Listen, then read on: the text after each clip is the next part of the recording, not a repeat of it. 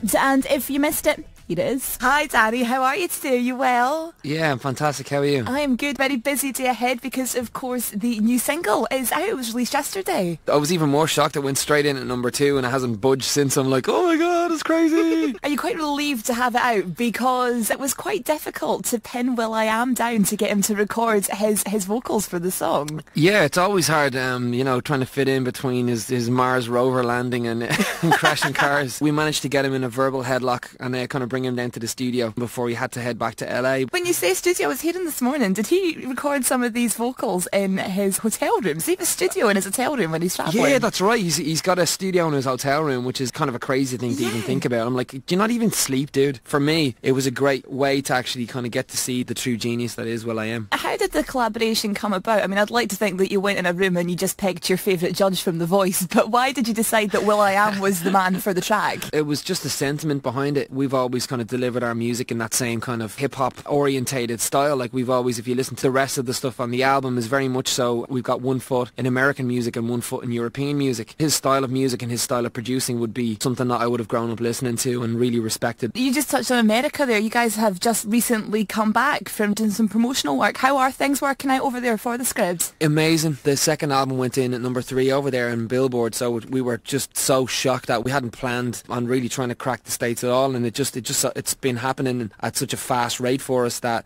it's really hard to kind of catch yourself and go, this is actually happening, man. A lot of bands, let's say bigger notoriety wise, but aren't even getting a look in over in America, and for some reason the script just seems to be working around the world. We played like Central Park, we've been on like the David Letterman show and Jay Leno and all these amazing shows that we've always kind of grown up watching, and now we play Radio City Music Hall in October, and it's like 8,000 people, which is an astonishing number considering we're only a 3-piece band from Dublin and we only started maybe 3 years ago. Your eponymous debut album was out in 2008, then we had Science and Faith in 2010. You guys are back with the new album, innovatively titled Number 3. Yeah.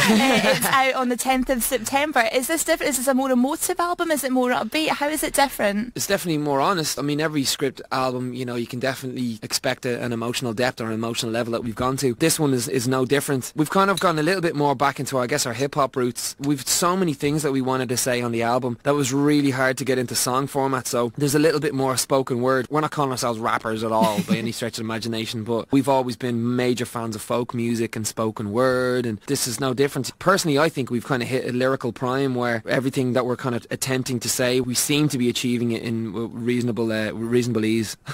And you've got a world tour in the pipeline as well. Yeah, I know. It's crazy to kind of sound that because it was only like, yeah, I know. Well, it just sounds so pretentious, We've got a world tour kicking off. It sounds so bizarre. We released the tickets, I think, in about 2 weeks' time. It's like, release the tickets. As we've been chatting about the new single, new album, and you're probably going to get sick of being asked this question today, but are you going to be back for Series 2 of The Voice? We've been reading lots of different stuff in the papers that Jessie J's been signed up, that Tom Jones might be back, but what's your stance? Whereabouts are you on this one? Yeah, I'd love to come back if they'll have me back. I believe last season they had like maybe 15 people trying to edit me and all my curses out, trying to make me into this witty Irishman. But there's more people working on me than there was those famous chairs, But nah, if they'll have me back and they can spend the licensed taxpayers' money, I guess, on a team of people to edit out my curses. Well, I think it'd be money well spent. We'd love to see you back.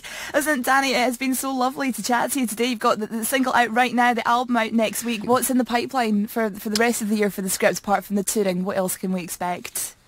That's pretty much it. Tour, second single then, I guess. We're waiting for feedback from the fans, so anybody who gets the album, please jump on Twitter, tell us what songs you're feeling, and hopefully that'll be the second single. Yeah, I asked what's in the pipeline for the rest of the year, as if what you've got on your plate isn't already enough. Yeah, what else do you want from me, man?